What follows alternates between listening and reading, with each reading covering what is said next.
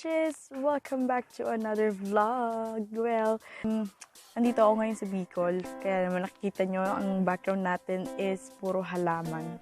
Sobrang tahimik at relaxing, chill. Pero may maririnig kayong mga manok dyan na tumitilaok. What I'm going to do today is I'm doing a house tour para makita nyo yung itsura ng aming bahay.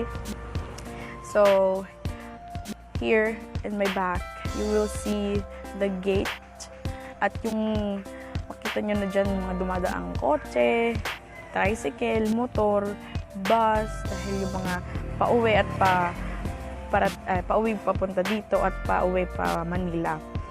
Ayun, so let's start.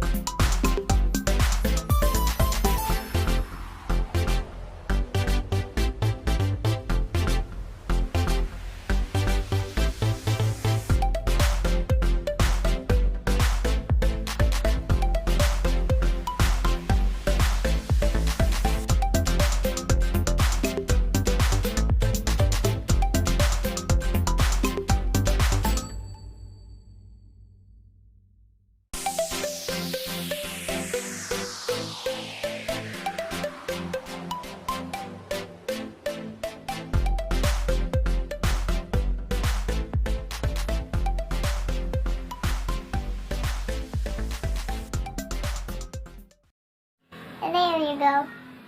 So, yun na. Pinakita ko sa inyo yung loob. So, yan. Yan ang aming bahay. Actually, malawak yan. Yung nakikita nyo na yan, na may yellow. Nilagyan na silang harang. Kasi ang ginawa is para dito na sila dumadaan sa gilid. Yan. Yung may harang na yan, dyan sila dumadaan. Kasi before, dito sila dumadaan lagi. Yung mga taga dun sa dulo.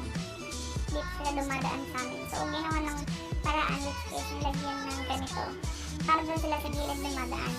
Kasi, parang naman may privacy dito. So, kaya nilagyan na rin ng gate for protection na din. Anyway, ito pala, may simbahan din dito sa gilid.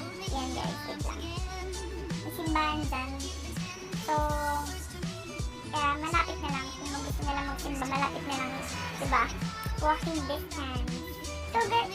So guys, yun lang for today. Nag-house tour lang ako. And wala naman akong gagawin, wala akong pupuntahan. Dito lang talaga ako kasi may mga pasok sila. May pasok yung mga pinsan ko. So I can't go there. Punta sana ako ng ingay. Punta sana ako ng area para bisitahin yung mga pinsan ko. As you can see, I'm using this kasi wala na akong mic. Wala akong magagamit. Wala rin akong tripod. Kaya ang hirap maghawak ng cellphone. But it's okay. So, well, this is just for today. Yun lang talaga. Wala na akong ibang maisip na gagawin. Kasi wala pang wifi. I'm just using data para makapag-browse, makapag-send ng message, makapagtugtog sa YouTube, makanood ng YouTube, or what. Pero,